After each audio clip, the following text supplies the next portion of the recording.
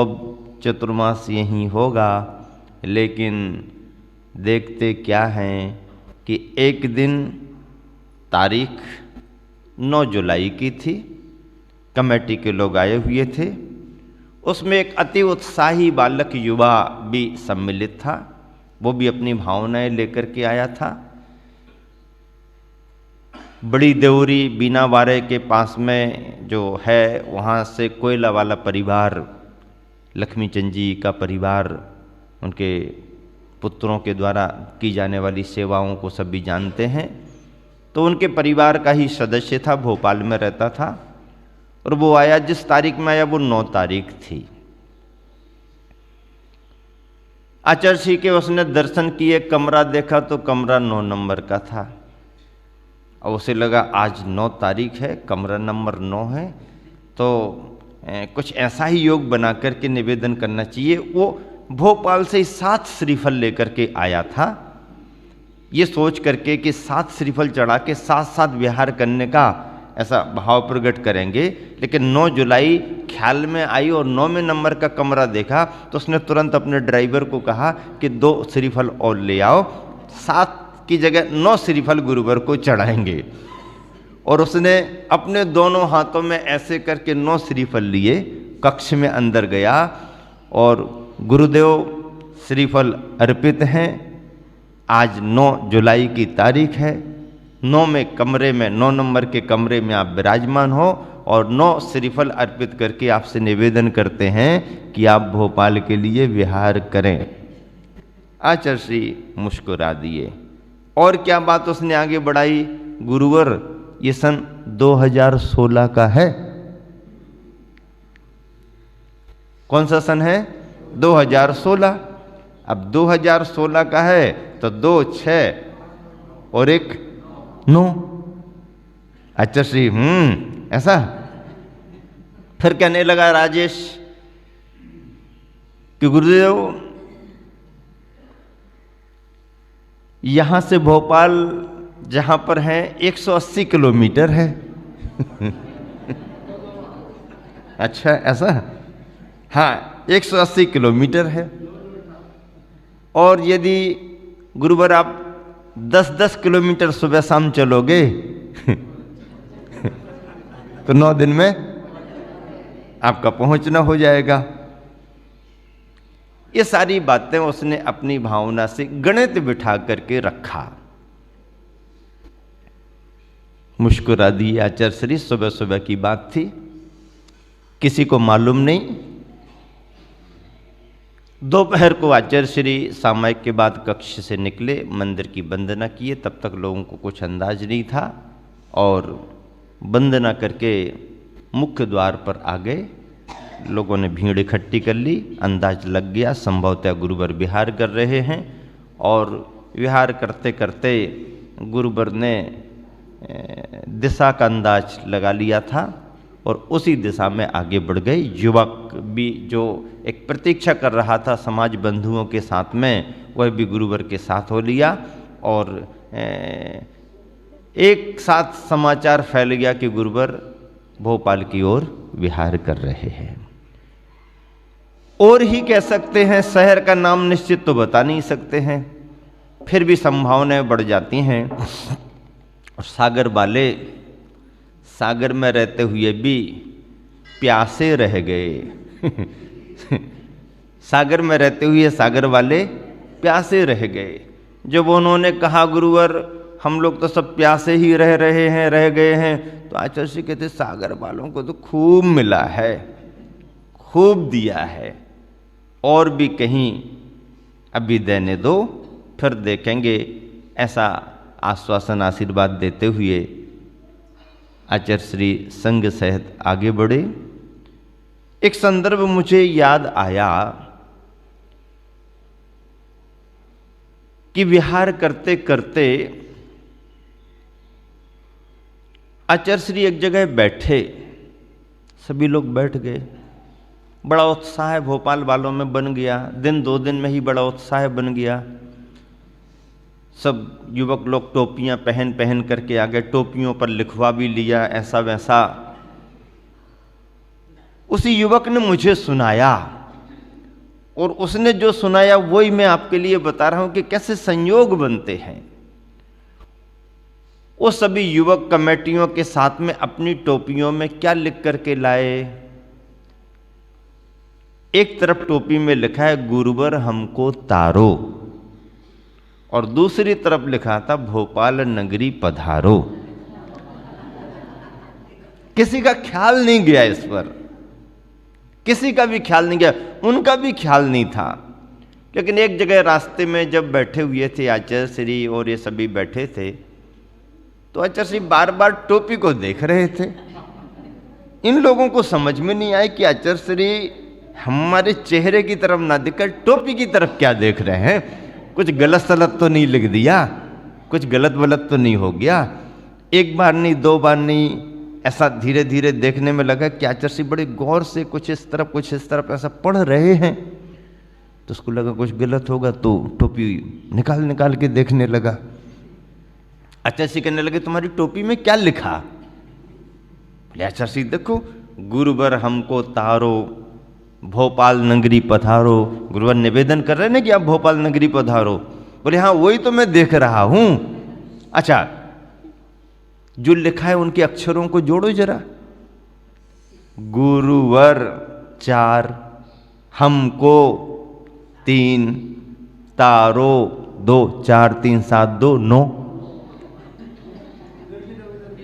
फिर इस तरफ देखो, भोपाल 3, नगरी 3, पधारो 3, 9 9 18। तो आचार्य श्री भी गणित का मजा लेते हुए कहते हैं कि देखो तुमने 9 का अंक बिठाला ना, तो मैं भी अंक बिठाल रहा हूं। 9 और 9 अक्षर, 9 9 अक्षर लिखे, वो भी 18 होते हैं, और 8 और 1 भी 9 ही होता है। मैंने गुरुवर के बारे में अनुभव किया है कि गुरुवर स्वयं संख्या के गणित में 9 की संख्या पर बहुत विश्वास भी करते हैं, और वैसे भी अंक गणित में 9 की संख्या सबसे बड़ी मानी गई है। एक संख्या के रूप में सर्वश्रेष्ठ संख्या है। फिर 0 लगेगा, 10 होंगे तो डबल संख्या हो जाएगी। सिंगल में तो 9 ही अंतिम और बड़ी संख्या है।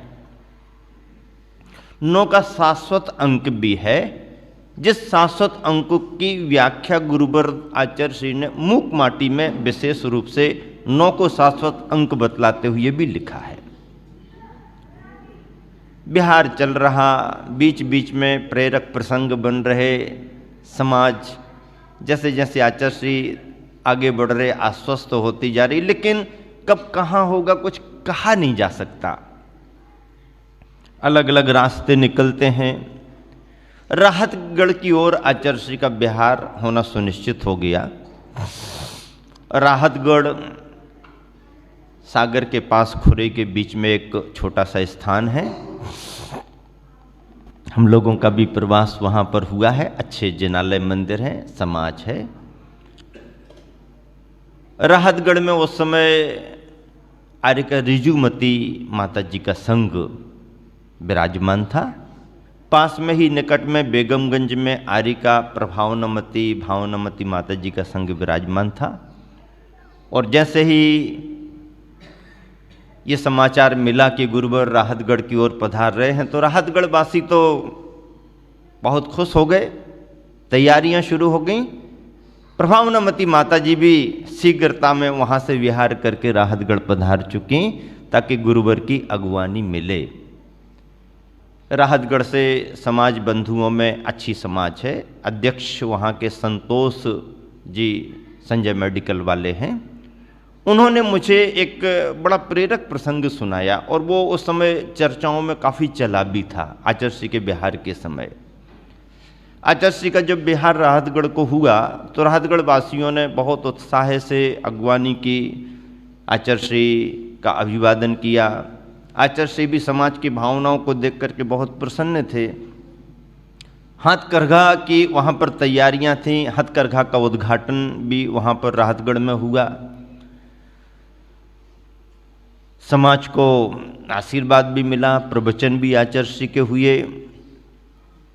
बढ़ चढ़ करके लोगों ने पाद प्रक्षालन की, वहाँ पर बोलियाँ भी लीं, वो तो चलता ही रहता है। आहारचर्या भी आचर्षि की संपन्न हुई और दोपहर को आचर्षि का विहार भी हुआ। बारिश का समय था, उस दिन बारिश भी बहुत हुई। राहतगढ़ से निकल करके आचर्षि लगभग 8-10 किलोमीटर के आसपास रुके। सुबह विहार करके अगले जगह जाकर के आहारचर्या संपन्न होनी थी, लेकिन दिन और रात में पानी गिरने का परिणाम ये निकला कि आगे एक एरन नदी करके कोई है, एरन नदी के कोई उसके पास में एक नदी है, तो उसका पुल जो है, अब बहुत ऊंचे ऊंचे तो पुल नहीं हैं, छोटे रास्ते होते हैं, और ऐसा अनुमान लग रहा था कि आचर्षि ने विहार तो कर दिया है, लेकिन रात में जो पानी गिरा है, बारिश इतनी हो गई है कि सुबह पुल पर पानी आ जाएगा और आचर्षि विहार नहीं कर पाएंगे। लोगों ने राहतगढ़ में निवेदन भी किया था आचर्षि को कि आचर्षि बारिश हो रही है और ऐसा ना हो कि आप बीच में फंस जाएं, इसलिए इससे अच्छा है कि राहतगढ़ में ही 2-3 दिन रुक जाएं और जब मौसम साफ होगा तो आगे विहार कर देना। लेकिन आचर्षि को ख्याल में था कि रुकने का तो अभी समय है ही नहीं, क्योंकि समय सीमित था। 9 जुलाई को विहार किया सागर से और 18 जुलाई को उस वर्ष चातुर्मास स्थापना की तिथि थी। समय कम है, रुकने का तो समय नहीं है। आचर्षि ने विहार कर दिया। चिंता रही लोगों को कि सुबह आचर्षि विहार कर पाएंगे कि नहीं। बारिश भी हुई, रात में लोगों ने देखा भी कि पुल पर पानी आ गया है और ये अंदाज लगा लिया पानी आ ही गया है तो आचर्षि को वहीं पर रुकना पड़ेगा, कैसे निकल पाएंगे। आचर्षि को सूचना भी दी कि आचर्षि ऐसी स्थिति है। अब आचर्षि को लगा कि बीच में बैठने से फायदा क्या है, नहीं निकल पाएंगे तो नहीं निकल पाएंगे, चलो देखते हैं। आचर्षि ने सुबह विहार कर दिया। सत्य घटना है, बिल्कुल उन्होंने बताया और उस समय व्हाट्सएप पर भी बहुत तेजी से बात चली थी। संयोग ये बना कि आचर्षि ये सोच करके निकले कि देखो आगे क्या होता है। मौसम खुला हुआ था, विहार कर दिया और कुछ संयोग ऐसा बना कि जैसे जैसे आचर्षि का पहुंचना हुआ और लोगों का कहना कि हम आ रहे तो पानी भरा हुआ था, गाड़ी वाहन वाले तो निकल जाते हैं थोड़े पानी में, लेकिन आते समय भरा था। जब आचर्षि इस तरफ से पार करने के लिए, उस पार निकलने के लिए पहुंच रहे हैं तो उस समय पानी भी कम हो गया और आचर्षि हंसते मुस्कुराते हुए कहते हैं देखो देखो नदी ने रास्ता दे दिया है, जल्दी जल्दी निकल आओ, पता नहीं और बढ़ जाएगा तो फिर रुक जाएंगे, जल्दी जल्दी निकल आओ, आ जाओ जल्दी जल्दी, नदी ने रास्ता दे दिया। और ऐसा करते करते संग निकल गया, साथ में रहने वाले लोग निकल गए और देखते ही देखते लोगों ने बताया कि आचर्षि जैसे ही आगे बढ़े और पानी फिर बढ़ करके आया और पुल को घेर लिया। संतोष जी स्वयं बताते हैं कि मैं चौका लेकर के वहां जाने का भाव बना करके आगे बढ़ रहा था और निकलने का अवसर नहीं मिला। आप देखो, सोचो,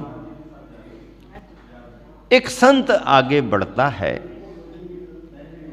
सद अभिप्राय को लेकर के बढ़ता है, सद्भावना से भर करके आगे बढ़ता है, तो प्रकृति भी साथ देती है। क्योंकि संतों का जीवन तो कठिनाइयों से भी भरा होता है और उनकी साधना उनका साथ भी देती है। इसे हम अतिशय तो नहीं कह सकते हैं, पर अतिशय से कम भी नहीं कह सकते हैं। ऐसे प्रसंग ही अतिशय कहलाते हैं। ऐसे ही प्रसंगों को हम प्रभावना का अंग मानते हैं, जो सबने खुद अपनी आंखों से देखा, देखने वालों ने सुनाया। ऐसा विहार आचार्य श्री कर रहे हैं। आगे आगे बढ़ना है और बढ़ते बढ़ते विदिशा और वहाँ से आगे बढ़ने का क्रम जारी है। भोपाल में हलचल शुरू हो गई। हलचल तो बहुत पहले से थी, लेकिन लोगों का विश्वास बढ़ने लगा और इस वर्ष ऐसा लगने लगा कि आचार्य श्री का चतुर्मास भोपाल के लिए मिल जाएगा। चतुर्मासों के संदर्भ में आचार्य श्री के नजरिए कुछ अलग हैं, क्योंकि आचार्य श्री को लोगों को लाभ देना गौण रहता है। स्वयं की चर्या निर्दोष रहे, संग निराकुलता से अपने स्वाध्याय साधना में लगा रहे, इस पर ध्यान गुरुवर का हमेशा ज़्यादा रहता है। महानगरों में भावनाएं तो बहुत होती हैं, समाज भी बहुत होती है, पर संघ की चर्या योग पल जाए ऐसी कोई गारंटी नहीं हो पाती। उसका कारण ये है कि